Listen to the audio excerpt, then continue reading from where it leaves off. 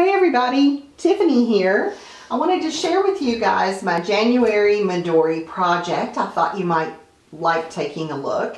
Every month I'm using the Cocoa Daisy Dory kit to use my Midori as both a scrapbook / art journal as well as a planner where I write down my appointments and things I have to do, places I have to go, people I have to see. I do keep my Midori in its muslin bag that came with it when it was shipped to me. When it was shipped to the fella, he gave it to me for Christmas, because I want to keep the leather nice and unscratched as long as possible.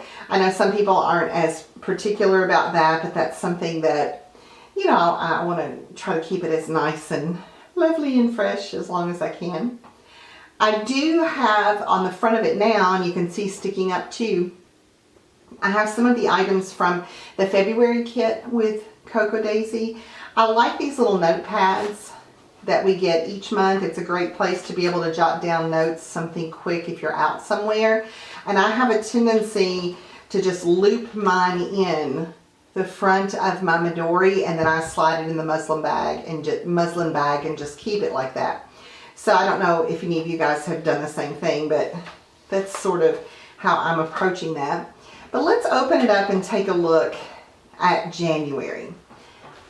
When you open it up, you can see that I have the January one in the front. Even though it's February, my plan is to keep the month before in my Midori until I get the month after the one I'm in. Does that make sense? So like right now, I haven't gotten my March insert yet. I'll probably get it Monday or Tuesday. That's what I'm thinking. So I'm going to keep January and February in here until the March one arrives. Then I'll take January out and I'll have February and March. That makes sense to you.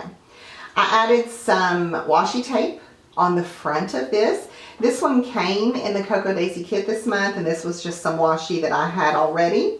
I also included some of the stickers from this month, and you can see I have this shaped hippo paper clip here at the top. I wasn't really sure what to do on this page. I know that might sound kind of lame, but I was like, well, what do I mean, those squares are tiny. What in the world am I going to put on there? So I did write a few important things that were happening. I did put a couple of stickers on there. This was from, I think, the November kit last year. And we'd gotten these clear stickers in last month's kit. I want to say they're maybe from Japan. And they were super cutesy, but a little bit strange at the same time. And so I used a few of them here, and then I was like, no, I don't really like those. So I probably won't use them anymore. I've just kind of put them in my stash for now. I have some washi tape up here. But again, it's just sort of setting the tone, I guess, for the first part of the book. Over here on my first full layout on the left, I've decided to talk about my one little word. My one little word for 2016 is try. If you're not familiar with one little word, I encourage you to check out Allie Edwards' website. She's the person who really focused on that particular program and has followed through with it every year. And I find what she has to say about one little word very inspiring. My little word is try. And, I have really big things to say about try, and then I have really small things that kind of come from the word try. For example, I want to try things that are new to me and that frighten me. That's pretty broad. That can mean just about anything. And I also want to try yoga. How's that for being specific? I want to try making new art, but I also want to try saying the difficult things instead of, maybe being, too shy or too afraid of conflict to do that. So I really enjoyed making this, and I used just some old stickers and some old, I guess these are thicker letters to make that. Just thought that would be kind of fun. I did not do my pages in order, which some people it would drive them crazy. I just kind of went randomly. And the reason I bring that up is this page actually came about because I had some bleed through from where I stamped on the other side of the page. I looked at this and I could see where I had stamped, and I was so bummed. I was like, well, what am I going to do? This page is ruined. Do I just need to staple it, or should I cover it? How can I get around that? So I took some of the January notepad, which had a little is that a hippo? Rhinoceros? Yeah, anyway. And it had this little quote, every day is another chance to start over. I thought that was great. And so I decided to just attach those on top of the page. I used some washi tape to kind of give it a clean edge. And then I responded to that quote. I was like, well, maybe this needs to be my daily mantra. Maybe this is what I need to focus on and keep in mind when I'm feeling overwhelmed, or when I'm stressed out, or when I'm not sleeping well, or, you guys know how all that goes. So I thought that was a nice way to sort of save this page, if you will. I also included just a couple of little stickers here to kind of create some continuity in terms of the color choices and to give it a little bit more visual interest. I absolutely love this 2-page spread, if you will. I bought this stamp set. I want to say it was from Are You Kristen, but I'm not 100% on that. And it says currently, and then you have watching, reading, listening, making, feeling, loving, and planning. And this is a page that I plan to do every month in my Midori. I think it'll be fun maybe at the end of the year, or maybe even in a few years, to go back and look at, well, what was I watching in January of 2016? What did I make in that month? Or how was I feeling? Or what was I reading, etc. And I think it also might be, good material for things that I might want to do layouts about later on. Just because I'm writing about it here doesn't mean that these same stories might not show up at some point in my traditional scrapbook. I included some of the printed die cuts on this page as well. And I also used some of that same washi tape on the lines where I didn't need to write all the way across the page. And I liked that I gave myself permission to write totally from left to right. I didn't necessarily have to stop at the binding. And, when I didn't need all that extra room, of course, then I was able to just use it as decorative space. This spread is actually 2 separate pages. I mean, they can go together, but I didn't design them that way. And again, that would really bother some people, but it doesn't bother me. Over here on the left, I did a list of creative plans. I included my little business card that I got in my Cocoa Daisy package. I thought that was kind of fun. It's a cute card, I included some stickers from this month and some from some prior months. I used a printed die cut. Again, I repeated the washi tape. And basically, I made a list of creative plans that I had. So let's see how I did. Set up a video system for my YouTube stuff. Got that one accomplished. Way to go, Tiff. The second one, let's see, schedule out blog posts for at least a month.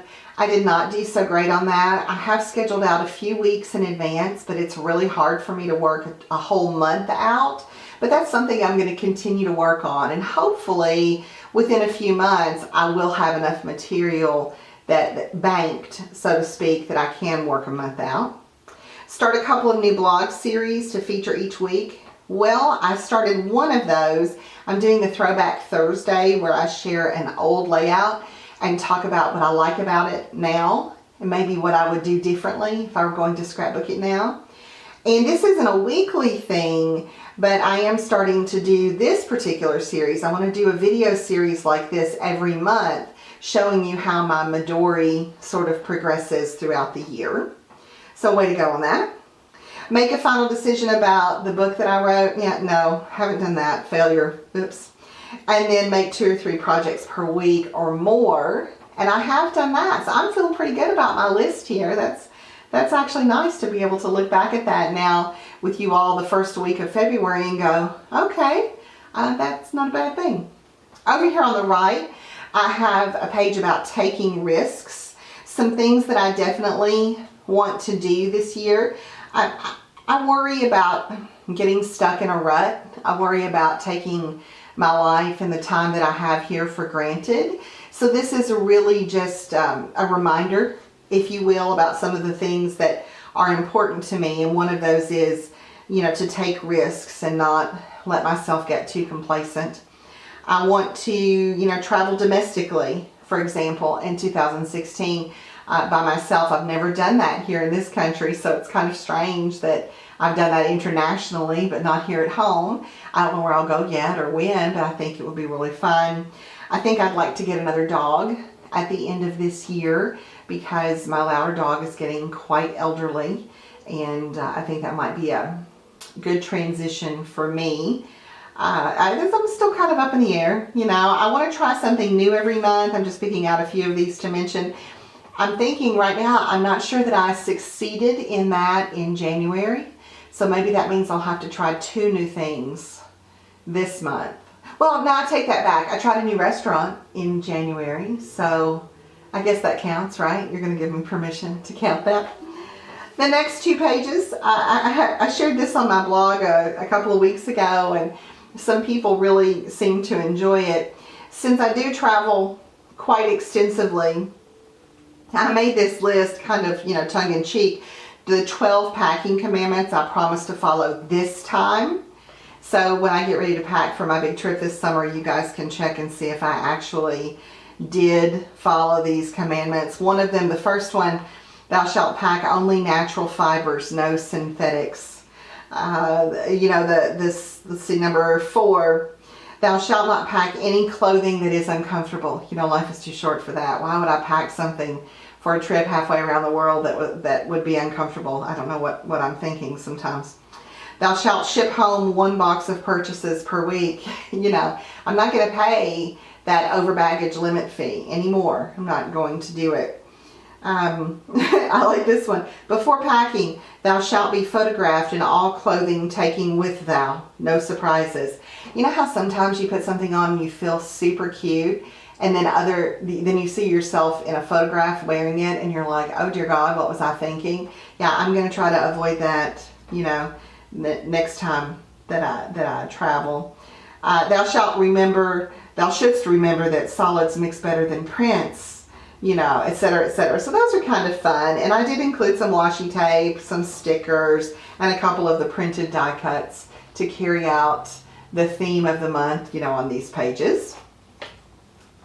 Here's the first page where I actually shared some photos. I decided to just go around my house with my Instax camera and take some pictures of what was happening right at that moment. So you can see, you know, how I have my mantle decorated right now. You can see my little wiener dog and milk glass display behind my couch. You can see Louder Dog asleep in his bed, the other side of my mantle, and what my office was looking at like, my studio space was looking like that particular day.